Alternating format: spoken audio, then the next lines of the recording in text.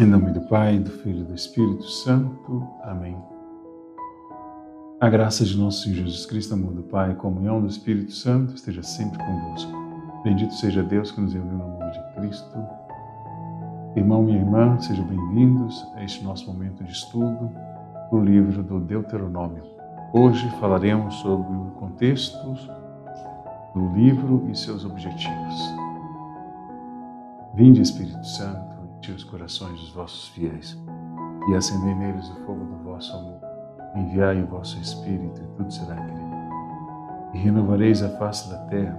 Oremos. Ó Deus, que instruíste os corações dos vossos fiéis com a luz do Espírito Santo, fazei que apreciemos corretamente todas as coisas, segundo o mesmo Espírito, e gozemos sempre de sua divina consolação, por Cristo Senhor nosso. Amém.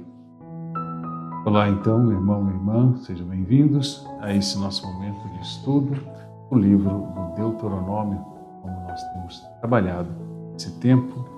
Eu convido a vocês, mais uma vez, a estarmos estudando e aprimorando cada vez mais o nosso estudo e a nossa fala sobre o livro do Deuteronômio. O contexto e os objetivos do livro. Uma das preocupações do autor é ligar as leis deuteronomistas. E isso a gente encontra no capítulo 12 ao capítulo 26 de Deuteronômio, ao Decálogo, que a gente vê no capítulo 5, versículo 1 ao 21 do Deuteronômio, mostrando que a autoridade dessas leis se baseia no fato de que elas vieram por meio de Moisés. O objetivo foi fazer uma espécie de edição atualizada do Decálogo e da Aliança e do Código da Aliança, do Êxodo, capítulo 20 e até o capítulo 23. Assim, os autores fazem uma catequese atualizada da lei, para que a palavra seja assimilada e interiorizada em um novo contexto. Por isso a gente vê Deuteronômio 6, versículos 6 e 8. O autor está vivendo em uma época em que os acontecimentos previstos, como a entrada na terra prometida, o período dos juízes e a história da monarquia já aconteceram. Nessa história, houve infidelidade à aliança, opressão política, exploração econômica, culto aos ídolos nos santuários do reino e problemas sociais. Finalmente, houve o exílio da Babilônia, uma experiência de perda e crises na fé. O autor via no seu povo a mesma situação em que os israelitas se encontravam antes de entrar em Canaã. Deuteronômio, capítulo 27, versículo 9. O povo, no tempo do autor, precisava passar pela conversão para recomeçar uma nova vida na fidelidade aos mandamentos. No tempo do exílio, período de crise profunda da fé, eles se perguntavam: por que aconteceram essas desgraças? O livro do Deuteronômio, muito conhecido nessa época, aponta o ideal de uma vida plena e abençoada na terra prometida, mediante a observância dos mandamentos, além de amar, temer e servir ao Senhor Deus. Então, aqui nós já temos um bom panorama deste nosso livro, ou seja, do contexto e os objetivos deste livro. O livro mostra como o povo deve comportar-se na terra prometida, logo que atravessar o Jordão. No contexto da perda da identidade religiosa e política, a exortação à observância à lei e dos mandamentos é reforçada. No exílio, o povo estava sem rei e sem uma estrutura de governo. Neste contexto, o Senhor deve ser considerado condutor, guia e juiz, tal como era no período anterior à monarquia. O Deuteronômio tem sua origem mais antiga, no século VIII, em Judá, no tempo de Ezequias. Judá era um pequeno estado vassalo do reino assírio. Essa dependência se refletia na política externa dependente, mas também na exploração socioeconômica, mediante taxas e autotributos do Império Assírio e na influência cultural e religiosa. Os reinos vassalos acabavam adotando a cultura e a religião dos povos dominadores. Nesse cenário, é realizada uma reforma política e religiosa empreendida por Judá, sob os reis Ezequias, a gente vê isso no capítulo 18 de 2 Reis, e Josias, no 2 Reis, capítulo 22 e 23, especialmente.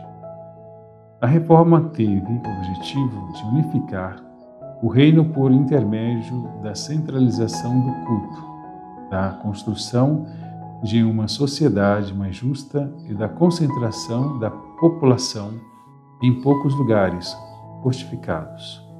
Por fim, foi necessário também organizar um sistema de ensinamentos para conduzir o povo. A Torá, a lei, precisava ser ensinada. O processo de defesa e resistência diante dos assírios do século VIII pode ser sintetizado em 4 pontos. E vou dizer agora esses 4 pontos. Primeiro, a história passada do povo, um tanto idealizada, às vezes é resumida em fórmulas de profissão de fé. O credo catequético do pai para o filho, Deuteronômio capítulo 6, versículo 20 e 25. E o pequeno credo histórico, o Deuteronômio 26, versículo 5 ao 10º, professado diante do sacerdote no momento da oferta. Temos também aí o segundo, os valores éticos tradicionais são recuperados. O decálogo é retomado e atualizado com novas fundamentações e seguindo as de exortações à prática. O terceiro ponto, o pensamento teológico chegou a uma sistematização extrema com uma visão monolátrica de um culto único, até então desconhecida. Somente o Senhor é o Deus do povo de Israel. O leitor aqui fica chocado com a violência de certos textos em relação a outras nações e a outros deuses. Essas leis visavam manter o povo fiel a Deus sem se misturar com outros povos, considerados oponentes. Israel é o povo de propriedade do Senhor e não pode se misturar com outros. O Senhor é um Deus ciumento, porém lento para a ira e rico em misericórdia, para aqueles que o temem e praticam seus mandamentos. O quarto ponto fala sobre a linguagem, que é unificada com expressões mais simples e acessíveis e mais cativantes para instruir o povo. O uso do contrato de vassalagem torna-se um modelo para expressar a aliança do Senhor com Israel, um tanto esquecida no século VIII. O povo deve retomar a aliança e ser fiel ao Senhor, observando os mandamentos. Então aqui vocês conseguem perceber comigo que, de certa forma, este contexto histórico, bem como os objetivos desse livro, vem trazendo e reafirmando tudo aquilo que nos outros 4 livros anteriores vem falando sobre essa fidelidade a Deus, sobre, de certa forma, esse Deus que é único, o Deus de Abraão, o Deus de Isaac, de Jacó, e toda a questão política e religiosa que era muito misturada nesse tempo. O Senhor, então, nos abençoe e nos guarde sempre nos nossos estudos e nossos aprofundamentos. O Senhor esteja convosco, Ele está no meio de nós. E abençoe-vos Deus Todo-Poderoso, Ele que é Pai, Filho e Espírito Santo. Amém.